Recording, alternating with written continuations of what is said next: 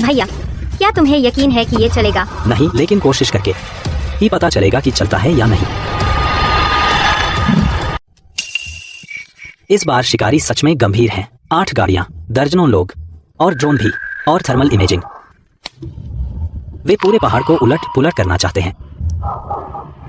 हम सीधे नहीं लड़ सकते, चालाकी से काम लेना होगा। भैया, बस बताइए क्या करना है, हम आपकी बात मानेंगे। मैंने तुमसे पहले ही कहा था, हमारे पास एक प्लान ए है।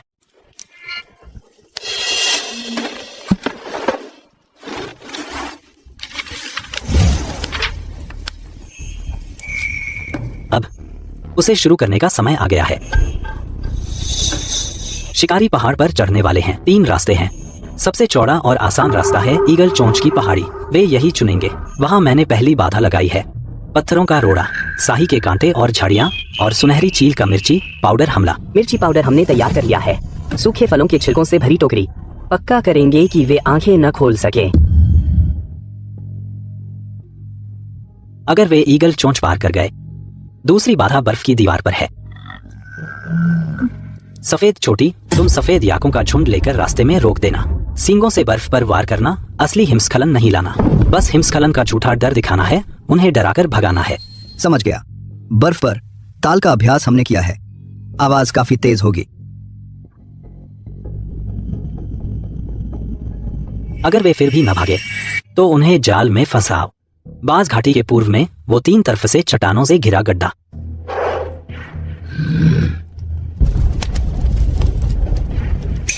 भालू का झुंड चट्टानों पर छिपा होगा। बर्फ के गोले और बदबूदार बमों से मारेंगे।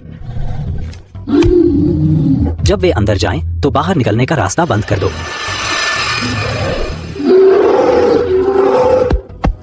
सफेद पूंछ वाला गीदड़, तुम्हें यहाँ का नक्शा पूरी तरह पता है। तुम गीदड़ों का झुंड लेकर हर जानवर के रास्ते पर साही के कांटे और झाड़ियां बिछा दो, खासकर उन जगहों पर जहां शिकारी छिप सकते हैं। झाड़ियों में कांटे बर्फ के नीचे दबा दो ताकि वे उन पर पैर रखें। बिल्कुल सही, मैंने पहले ही तैयार कर लिया है। साही के कांटे काफी मात्रा में जमा किए हैं। पक्का करेंगे कि वे हर कदम पर चुभें। उल्लू, तुम रात में उड़ने वाली चिड़ियों को लेकर हवा में गश्त लगाओगे। शिकारियों की हर हरकत मुझे फौरन बताना, खासकर उनके ड्रोन कब उड़ते हैं, किस दिशा में जाते हैं। फिक्र मत करो, रात में हमारा राज है। जब वे ऊँघ रहे होते हैं हम सब साफ देखते हैं। शिवमयी, तुम मेरे साथ रहना। हम दोनों सबसे आगे रहेंगे। शिकारियों को जाल में फंसाने की जिम्मेदारी मैं चारा बनूंगा, तुम कवर देना। भैया, आप चारा बनेंगे? बहुत खतरनाक है, उनके पास बंदूक है। इसीलिए तो वे मेरा पीछा करेंगे। वे पकड़ना चाहते हैं मुझे ही, यह दखलंदाज इंसान। जैसे ही मैं सामने आऊंगा वे मेरे पीछे पीछे आएंगे। आखिरी सुरक्षा पंक्ति और सबसे अहम, पॉकेट फॉर्मेशन वाली पहाड़ी की चोटी। वहां भालुओं का झुंड घात लगाएगा। जब सारे शिकारी अंदर आ जाएं, बाहर का रास्ता बंद कर देना। याद रखना, बस पत्थर और लकड़ी से रास्ता रोकना है। किसी को चोट मत पहुंचाना। जब वे डर जाएंगे खुद ही पीछे हट जाएंगे। भैया, आप निश्चिंत रहिए, हम भालू वाले काम करते हैं पक्का। अपनी अपनी जगह ले लो। कल सुबह होते ही शिकारी पहाड़ पर चढ़ आएंगे। हमें उन्हें बताना है कि यह पहाड़ किसी का है।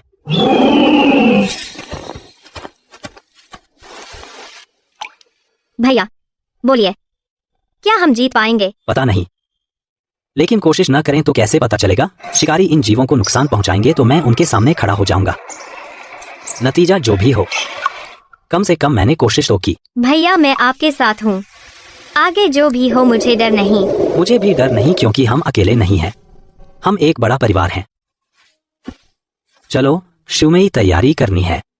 कल एक कठिन लड़ाई है। चलो।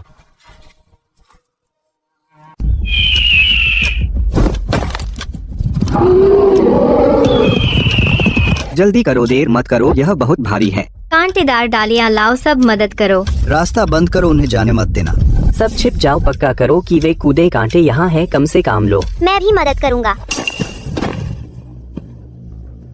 याद रखो दोस्तों, हमारा मकसद किसी को चोट पहुंचाना नहीं है, बल्कि उन्हें पीछे हटने पर मजबूर करना है। सभी जाल सिर्फ मामूली चोट पहुंचाएंगे, कोई जानलेवा नहीं। हमें उन्हें समझाना है कि यह पहाड़ उनके लिए नहीं है।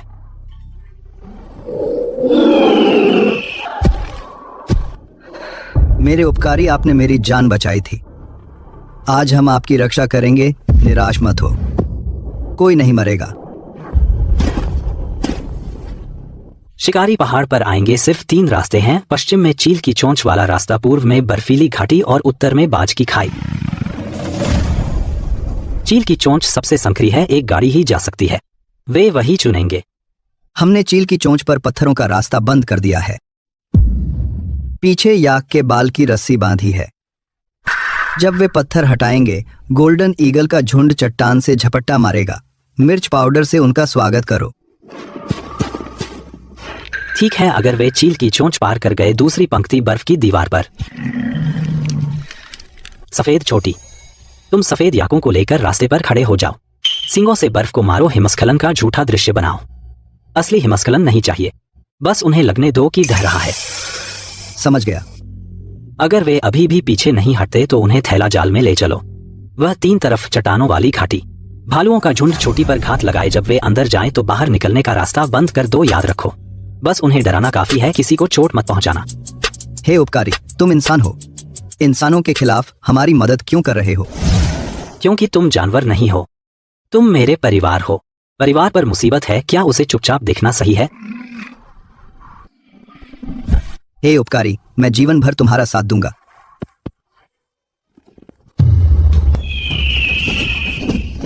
आ गए। 8 गाड़ियां पहाड़ में प्रवेश कर चुकी हैं। अपनी अपनी जगह ले लो। सब चौकस रहो। वह पहाड़ की रखवाली करने वाला पहाड़ में है। उसे ढूंढो और उसकी टांगें तोड़ दो। बॉस ने कहा जो कोई भी उसको जिंदा पकड़ेगा, सबसे बड़ा सफेद याक इनाम 2 गुना होगा। बॉस, आगे का रास्ता बंद है। जरूर वही पहाड़ की रखवाली करने वाला है। सब लोग गाड़ी से उतरो, पत्थर हटाओ। मेरे पैर में कुछ चुभ गया। यह किसने किया?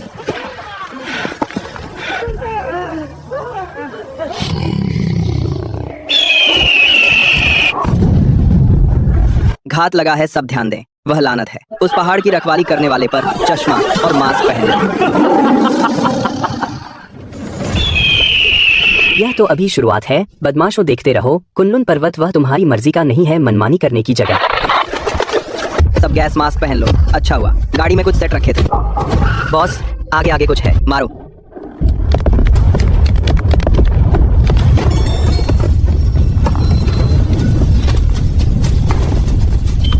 हिमस्खलन, जल्दी पलटो।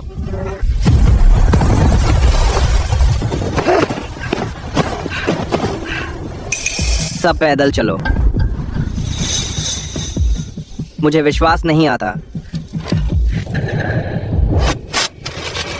ड्रोन छोड़ो। मुझे यकीन नहीं कि दूसरा रास्ता नहीं मिलेगा। लू, मैंने आसमान में लोहे के पक्षी उड़ते देखे गूंजते हुए। वह इंडस्ट्रियल ग्रेड रिकॉन ड्रोन है, थर्मल इमेजिंग कैमरा से लैस। यह हवा से किसी भी गर्म खून वाले जानवर की लोकेशन लॉक कर सकता है। जानवरों का हीट सिग्नल बर्फ पर बहुत साफ दिखेगा। ड्रोन जैसे ही उड़ेगा, सारे छिपने के ठिकाने खुल जाएंगे। क्या तुम उन लोहे के पक्षियों से निपट सकते हो? डॉक्टर, तुम देखते रहो।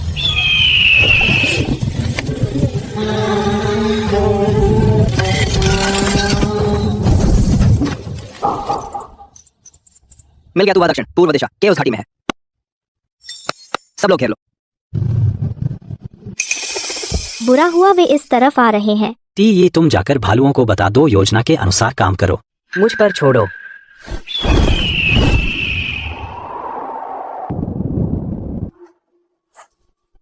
आओ, मैंने तुम्हारे लिए बड़ी मेहनत से डिजाइन किया है पॉकेट ट्रैप। यह घाटी 3 तरफ खड़ी चट्टानें हैं। सबसे ऊंची जगह 10-12 मीटर है। लगभग सीधी खड़ी, सिर्फ एक संकरा प्रवेश द्वार है। चौड़ाई बिल्कुल सही है, 2 लोगों के साथ आने के लिए काफी है। नीचे बिछा हुआ है मोटी परत में सूखे पत्ते और चीड़ की सुइयां। नीचे जमी हुई बर्फ की सख्त परत है। इस बार तुम्हें कुछ सबक सिखाना होगा। क्या चीज है? बुरा हुआ, जाल में फंस गए।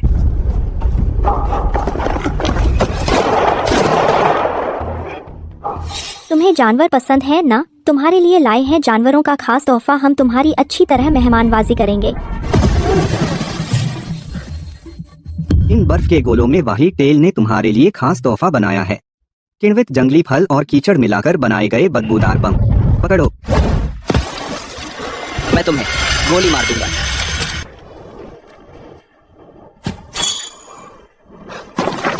हे जुआंग, लेट जाओ।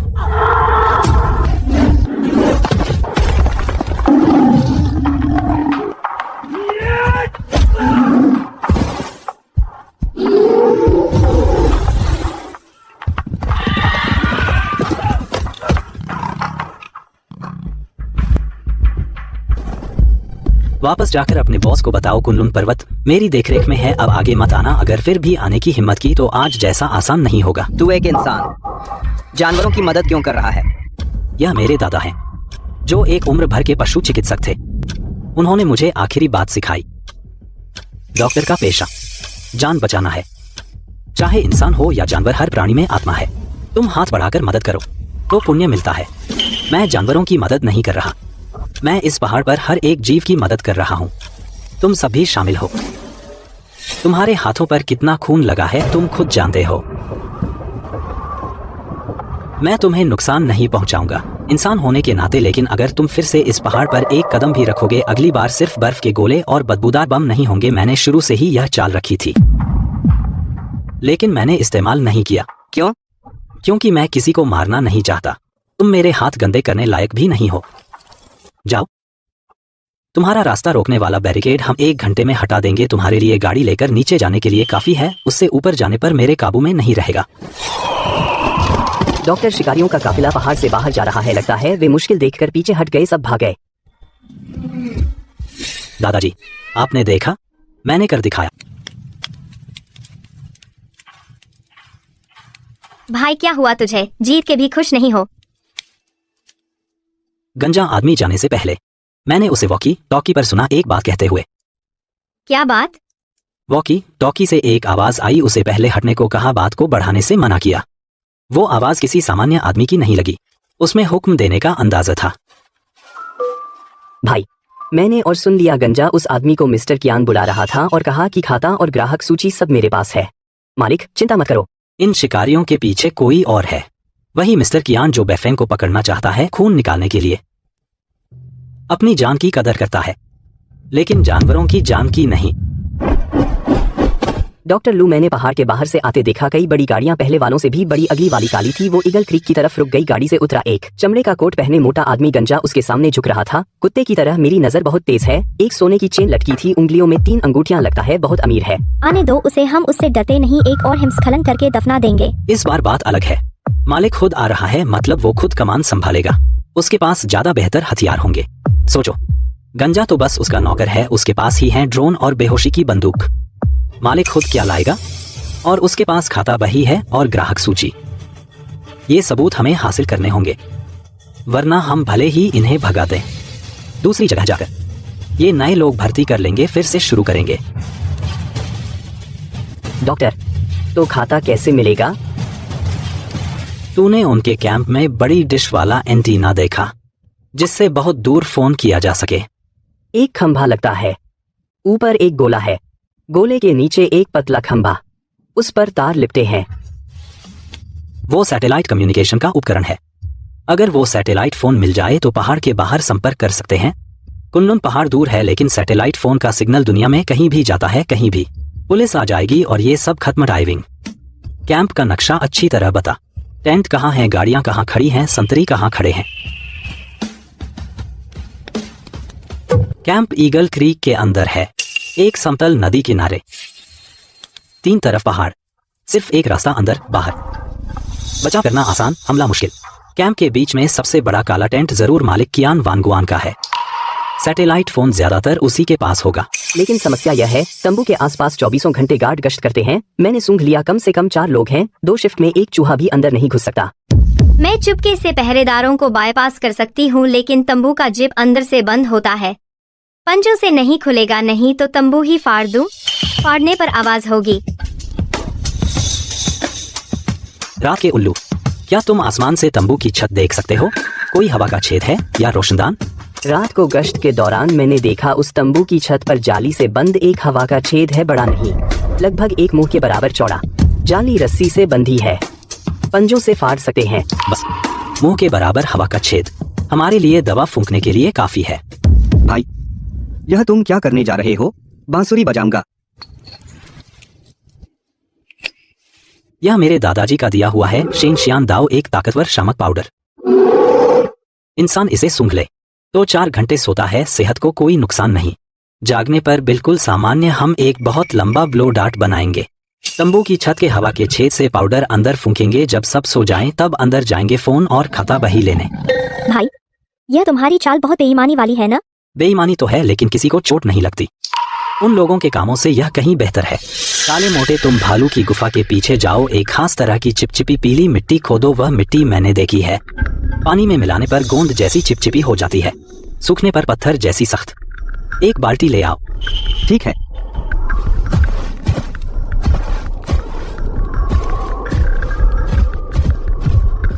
सफेद पूंछ वाला सियार, तुम मिट्टी को पतली लंबी डंडी बनाओ, लगभग इतनी लंबी, करीब आधा मीटर।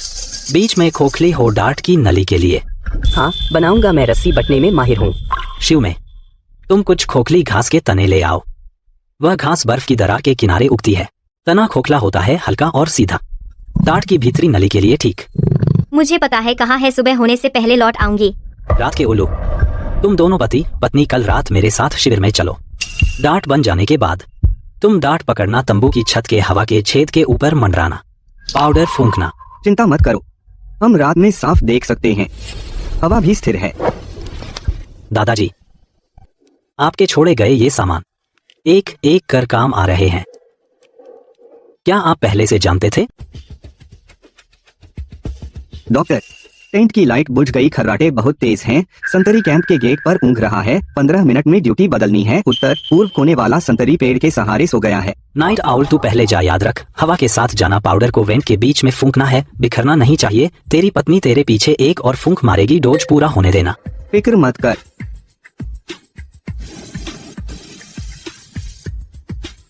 टेंट में खर्राटों की लय बदल गई है। इस लय को सुन लगता है दवा असर कर रही है। कम से कम 3 लोग गहरी नींद में हैं।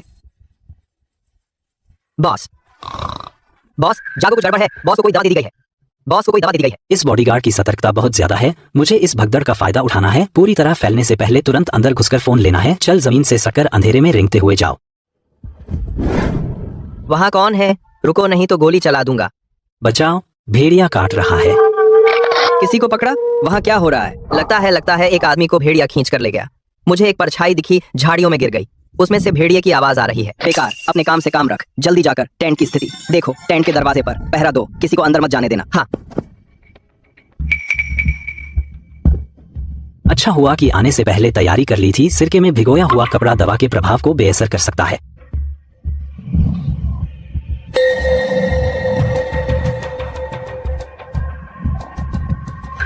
सैटेलाइट फोन, हिसाब की किताब, USB ड्राइव, सब यहाँ है। दादाजी आशीर्वाद दो, मुझे सुरक्षित बाहर निकलने दो। मिस्टर कियान जागिए, कुछ हो गया। एक संतरी ने बताया कैंप के बाहर कुछ हलचल है, लगता है कोई भागा। मिस्टर कियान जागिए, ये कैसी गंध है? अगरबत्ती? ये लोग अगरबत्ती भी ठीक से नहीं जला सकते, इतनी तेज जलाई है। लोगों को दम घोंटने का इरादा है क्या?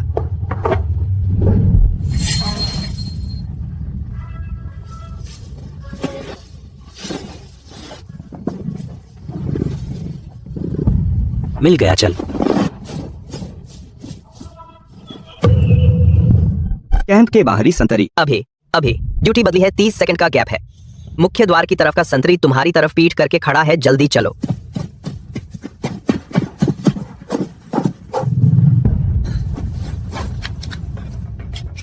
आखिरकार पुलिस को बुला सकता हूँ। ये शिकारी अब जल्द ही खत्म होने वाले हैं। कियान वान गुआन, तेरे अच्छे दिन खत्म हो गए।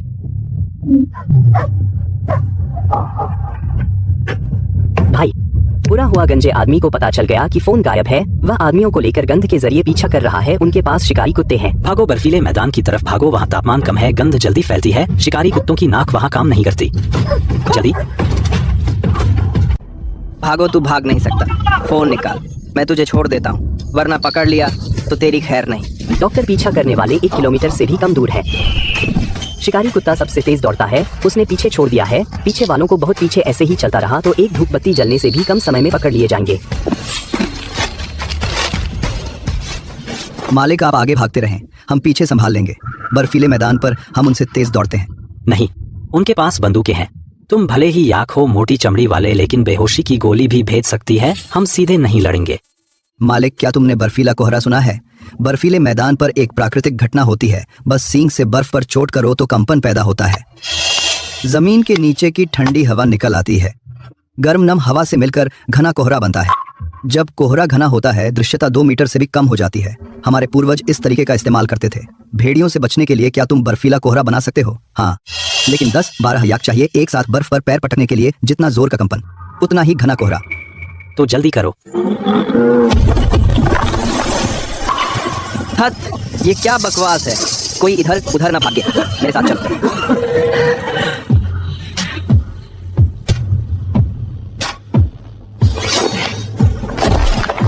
तलाशी लो, वह ज्यादा दूर नहीं भागा होगा। थर्मल इमेजर निकालो।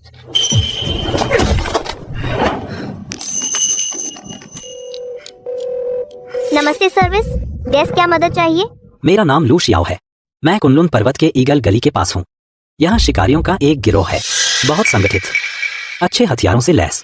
कम से कम 30 से अधिक लोग बंदूकें और बेहोशी की बंदूकें रखते हैं। उनका सरदार चियान वान गुआन है, एक अमीर व्यापारी है। मेरे पास उनका हिसाब किताब है और ग्राहकों की सूची या सबूत के तौर पर काम आ सकता है। मैं अभी सैटेलाइट फोन का इस्तेमाल कर रहा हूँ। वे मुझे ढूंढ रहे हैं, कृपया जल्दी से भेजें। ठीक है, मैं तुरंत स्थानीय विभाग को सूचित करूंगी और वन विभाग को। आप अपनी सुरक्षा का ध्यान रखें, अपराधियों से सीधे न भिड़ें। बहुत हो गया, जल्दी पहुंच जाएंगे, लेकिन हमें ये आखिरी पड़ाव झेलना होगा। शिकारियों को एहसास हो गया कि सबूत खो गया। वे जरूर हरकत में आएंगे। कुछ करना होगा, उन्हें कैंप में रोकना होगा, पुलिस के आने तक। भैया, कैसे रोकें? हम उनसे लड़ने चलें? सीधी लड़ाई की जरूरत नहीं। सबसे आसान तरीका खाली किले की चाल खेलनी है, ताकि उन्हें लगे कि वे घिर गए हैं और वे हिल ना सके। गिरे होने का झूठा एहसास कैसे पैदा करें? तुम लोग तो सबसे अच्छे अभिनेता हो ना। सुबह होने से पहले मैं चाहता हूँ कि चियान वान गुआन को लगे कि पूरे कुनलुन पर्वत के जानवर उसे घेरने आ रहे हैं। ठीक है, मैं सभी दौड़ने वालों को बुलाता हूँ। भालू कबीला, हिम तेंदुआ कबीला, याक कबीला, हिरण कबीला, भेड़िया कबीला, एक भी कम नहीं।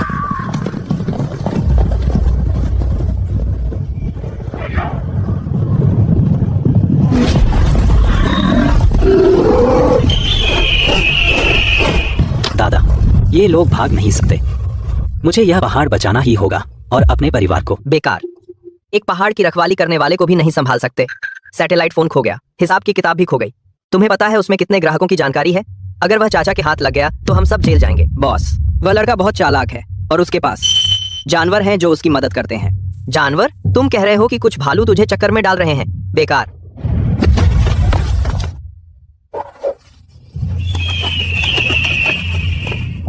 अंदर वालों सुनो, तुम घिर चुके हो। शानवाई चाचा आ रहे हैं। सैटेलाइट फोन मेरे पास है, सबूत भी मेरे पास है। जो सजा कम करवाना चाहते हैं अभी हथियार डालकर बाहर निकल आओ। बेमतलब का विरोध मत करो। जल्दी मत करो, बाहर पता नहीं कितने लोग हैं। पहले हम शांत रहें, मौका देखते हैं। हो सकता है कि चाचा सच में नहीं आए हों। यह खाली किले की चाल ज्यादा देर नहीं चलेगी। जैसे ही शिकारियों को एहसास होगा कि बाहर सिर्फ जानवर हैं, वे जान पर खेलकर बाहर निकलने की कोशिश करेंगे। उनके पास बंदूकें हैं, जानवर उनका मुकाबला नहीं कर सकते। यहाँ रास्ता जटिल है। पुलिस को सूचित करने के बाद चाचा सबसे तेज यहाँ पहुँचने में 2 घंटे लगेंगे। मुझे जितना हो सके समय बिताना होगा। डॉक्टर लू, पहाड़ के नीचे बहुत सारी गाड़ियाँ आई हैं। लाल नीली बत्तियाँ, पुलिस गाड़ियाँ, कम से कम 10-12 गाड़ियाँ पहले से ही नीचे आ चुकी हैं।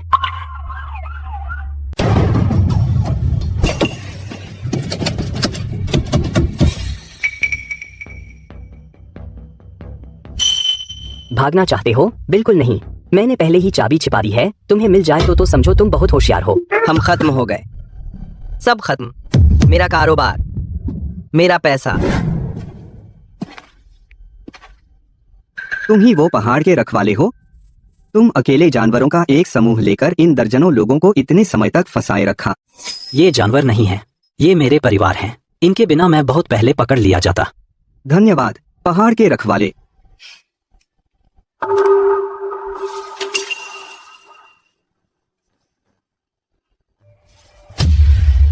ये सबूत इन्हें सजा दिलाने के लिए काफी हैं। 10 साल से अधिक की। धन्यवाद नौजवान, इन जानवरों की रक्षा की।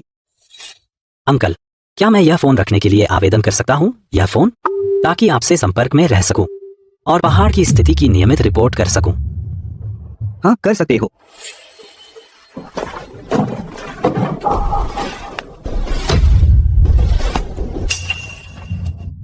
तुम जानवरों को कैसे कंट्रोल करते हो? क्या तुम उनकी भाषा समझते हो? उनकी बात? क्या सिर्फ मैं ही उनकी बात समझ सकता हूं?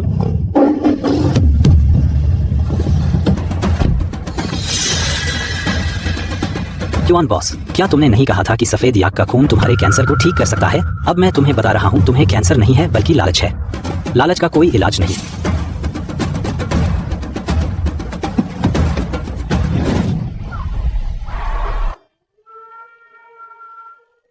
दादा, हम जीत गए।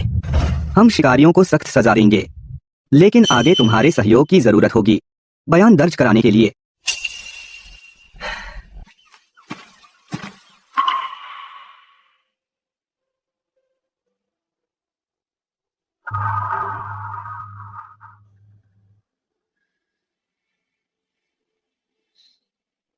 उसे 2 साल पहले याद आया। दादा की दवाई की पेटी उसे यहां ले आई, एक अपरिचित समानांतर दुनिया में। उस बर्फीले तेंदुए को बचाने से शुरू हुआ जो मुश्किल से बच्चा दे रही थी। उसने बर्फीला तेंदुआ बचाया, भालू का राजा बचाया, हिरण बचाया, गोल्डन ईगल बचाया, बर्फीली लोमड़ी बचाई, और फिर इन जानवरों को लेकर शिकारियों से लड़ा और उन्हें जेल भेज दिया।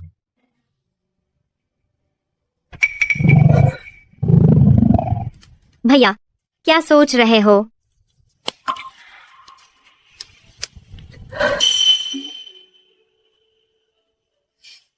मैं सोच रहा था, अगर तुम्हें नहीं बचाया होता तो शायद मैं अब उस चौकी में समय बिता रहा होता और किसी दिन वापस लौटने का इंतजार कर रहा होता। तुमने मुझे बदल दिया। भैया, पहले तुमने मुझे बचाया था। तुम्हारे बिना मैं और मेरे 6 बच्चे आज तक नहीं बच पाते।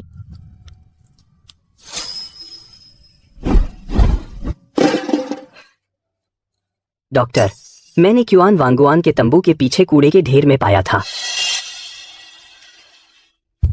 उस कूड़े के ढेर में बहुत सारी चीजें थीं, लेकिन यह डिब्बा अलग था। उस पर बने नक्श तुम्हारी दवाई की पेटी से मिलते थे। मुझे लगा यह जरूरी है तो मैं इसे ले आया। लू युआन शान, यह दादा का नाम है। 12 मार्च, पश्चिमी पहाड़ी की चट्टान पर एक घायल हिरण मिला।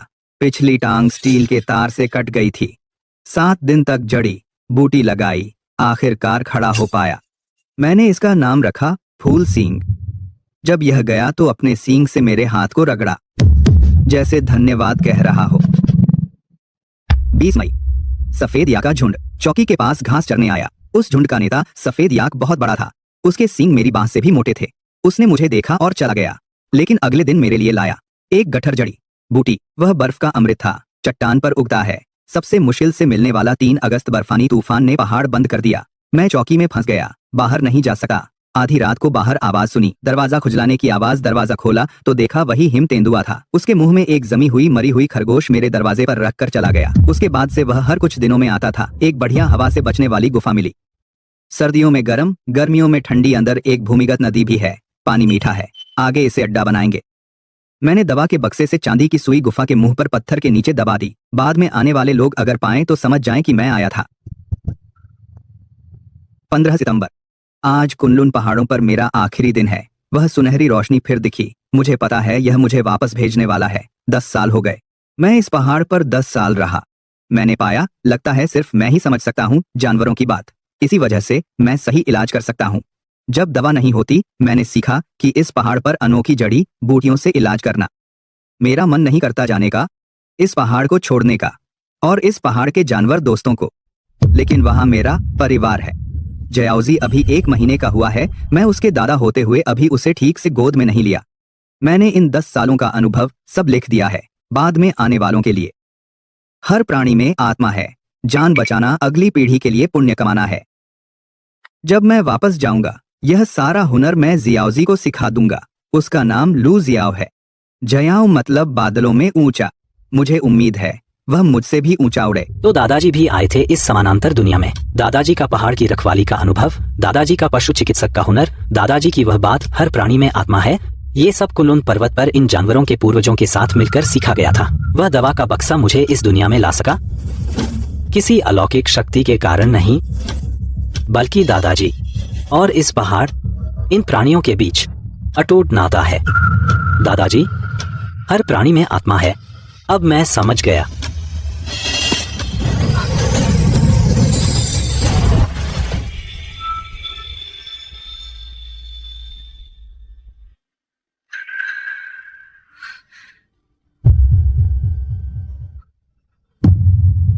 जियाओजी, तू बड़ा हो गया है।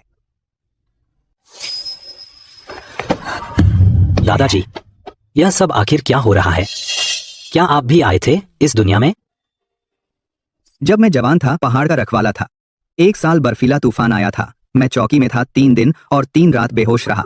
जब होश आया तो यहाँ आ गया था इस पहाड़ पर। पूरे 10 साल रहा। धीरे धीरे मैं समझने लगा, जानवरों की बातें सीखा कि इस पहाड़ पर पाई जाने वाली अनोखी जड़ी बूटियां उनका इलाज करना। उन जानवरों ने मुझे सिखाया बहुत सी चीजें। उन्होंने मुझे सिखाया परिवार क्या होता है। तो आप बाद में कैसे वापस गए? फिर एक दिन ऐसी ही रोशनी थी जिसने मुझे वापस भेज दिया। असली दुनिया में जब मैं उठा, चौकी के फर्श पर पड़ा था। बाहर बर्फ रुक गई थी। मौसम साफ हो गया था। मुझे लगा कि मैंने एक सपना देखा था, लेकिन मेरे हाथों से जड़ी बूटियों की खुशबू आ रही थी। दवाओं के डिब्बे में कुछ और थे। कुनलुन पर्वत की खास स्नो लोटस। मुझे पता था कि वह सपना नहीं था। वापस जाने के बाद मेरी शादी हो गई। तेरे पिता हुए। फिर तू आया। मैंने अपनी सारी कला तुझे सिखा दी। दवाओं का डिब्बा भी तुझे दे दिया। मैं हमेशा मानता था अगर कभी तू यहाँ आया तो वह किस्मत से ही होगा। इस डिब्बे में लिखे दया, ये 2 शब्द 2 दुनियाओं को जोड़ने की चाबी हैं। शाओजी, तूने कर दिखाया। तूने मुझसे कहीं ज्यादा किया है। तूने इतने जानवर बचाए और उन्हें एकजुट करके शिकारियों से लड़ा, उन्हें जेल भेज दिया। यह पहाड़ तुझे सौंपता हूँ। मुझे चैन है। दादाजी, मैं यहाँ रहना चाहता हूँ। यहाँ का परिवार, उन्हें मेरी जरूरत है, लेकिन मुझे आपकी भी चिंता है क्योंकि आप भी मेरे परिवार हैं। मुझे पता है, मैंने अभी कहा ना, यह पहाड़ तुझे सौंपता हूँ। मुझे चैन है।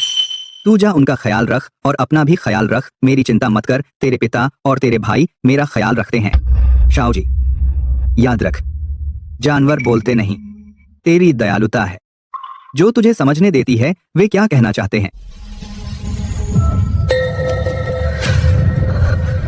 जानवर नहीं बोलते, मेरी नेकदिली है जो मुझे समझने देती है जानवरों की आवाज। दादाजी ने मुझे नुस्खे नहीं दिए, न ही इलाज का तरीका, बल्कि एक दयालु दिल दिया।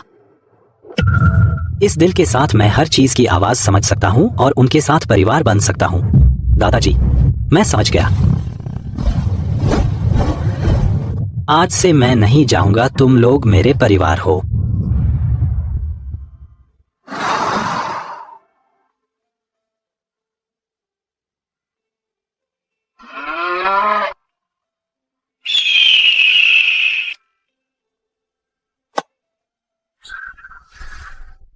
कॉमरेड लुशियाओ, एक अच्छी खबर है। कियान वांगुआन और बाकी अभियोजन के लिए भेज दिए गए हैं। आपके द्वारा दिए गए सबूत अहम साबित हुए। अभियोजन कार्यालय का कहना है यह पिछले 10 सालों में सबसे बड़ा मामला है। अवैध शिकार का पुलिस आवेदन कर रही है आपको बहादुरी का पुरस्कार देने के लिए। शुक्रिया, मुझे इनाम नहीं चाहिए। जानवरों की रक्षा करना सबकी जिम्मेदारी है ना।